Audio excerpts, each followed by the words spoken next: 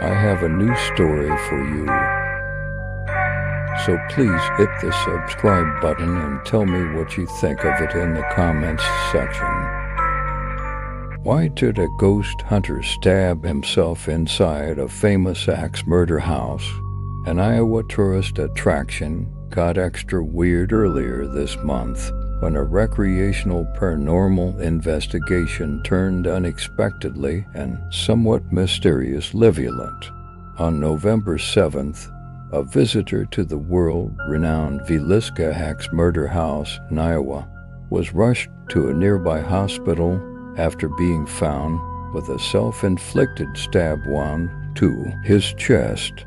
The house is a familiar sight to paranormal investigators who have proclaimed it to be one of the most haunted places in America, following the 1912 murders of 6 children and 2 adults whose skulls were crushed while they slept in their beds.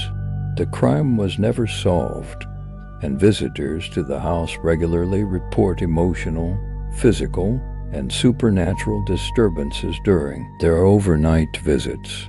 They play with the children, they hear voices, they get pictures of anomalies, says Martha Lynn, 77 years old, who bought the house in 1994 and restored it to its 1912 condition, stripping the place of all electricity and plumbing and turning it into a tourist attraction. I have notebooks from just the last 2 years full of what overnight experiences people have had. Very few of them go away without experiencing something. Those experiences cost guests for $128 a night. Apparently, people will pay good money to sleep in the presence of potentially malevolent spirits. Due to the overwhelming number of paranormal experiences reported in the house, it has become one of the most regularly visited sites for ghost hunters, who will often bring Ouija boards, EVP recorders, the Geiger counters of the paranormal investigator world, or the original axe from the murders into the house in attempts to stir up whatever dark forces lie within its cursed walls. Earlier this month, Robert Stephen Lowerson Jr., 37 years old, of Rhinelander, Wisconsin, was one such visitor. He arrived with a group of friends for a recreational paranormal investigation, according to Montgomery County Sheriff Joe Sampson. From my understanding, he was alone in the northwest bedroom, and the rest of the party was outside, and he called for help on their mobile two-way radios, Sampson told me. His companions found him stabbed in the chest and apparently self-inflicted wound, called 911, and Lowerson was brought to a nearby hospital before being helicoptered to Creighton University Medical Center in Omaha. According to a Montgomery County Police report, the incident happened around 12:45 a.m., which is said to be the approximate time that the 1912 murders of Josiah and Sarah Moore, along with their 4 children and 2 visiting girls, took place. We call the Moore murders America's greatest unsolved mystery, says Kelly Rundle, the documentarian behind Villisca, Living with a Mystery. The story reads like fiction, and the more you know about it, the weirder it becomes. It's a story that needs no embellishment. On the night of June 9th, 1912, Josiah Moore and his wife, 3 sons and daughter attended an evening church service before returning home, accompanied by 2 friends of his daughters who were invited to spend the night at the house. Around 7 a.m. the following morning, a neighbor noticed the house was unusually quiet, and when she found the doors locked and all of the windows covered, she called Moore's brother, who unlocked the house and found his relatives bloodied and lifeless in their beds. Local officials quickly lost control of the crime scene. where an estimated 100 people arrived to gawk at the mutilated bodies. Fingerprinting had yet to become a widely established tool of criminal investigation in the U.S., and the massive disturbance to the house from onlookers prevented detectives from collecting sufficient evidence for a conclusive investigation. Gouge marks across bedroom ceilings from the upswing of the axe reveal something about the killer's height, exonerating one particularly short suspect.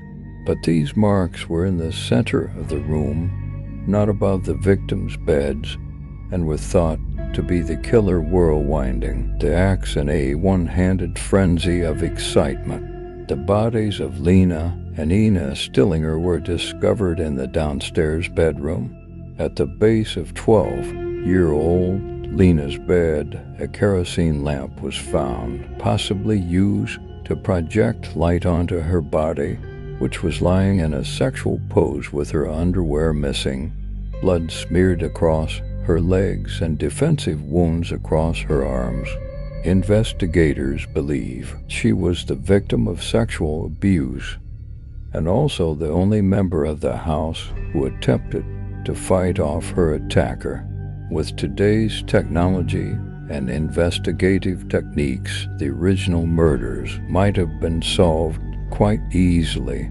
While a wide array of suspicions and finger-pointing at the time divided the town into feverish hysteria, historians today identify three different possibilities for the killers: a serial killer with ties to other similar murders, a traveling preacher with a history of sexual misconduct, and a state senator who was thought to have hired a coke-addled hitman to kill more. But no one was ever convicted.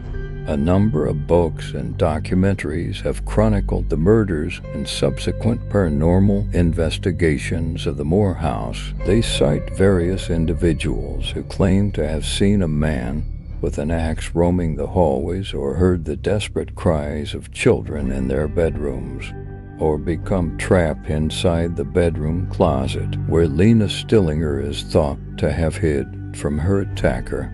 But when Rundle began filming his documentary in the 1990s, there had been little talk of the house being haunted.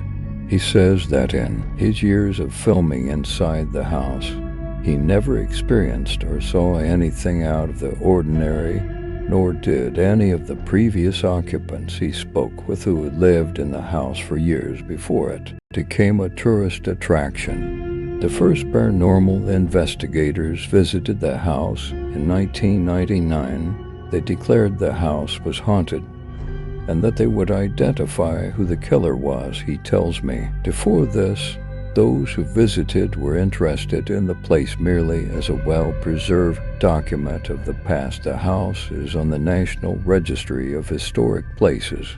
It's unfortunate that more people aren't interested in the true story of the house, because like any historical story, there's something to be learned, Rundle says. If people are just going in there to get scared at something they thought they heard or saw, I don't know what they learned from that. Sheriff Sampson has been on the county police force since 1992 and sheriff for the last 6 years. He says that he's never been called out to the house for any emergencies in the past, and refers to Villisca as just your basic, small-town Iowa farming community.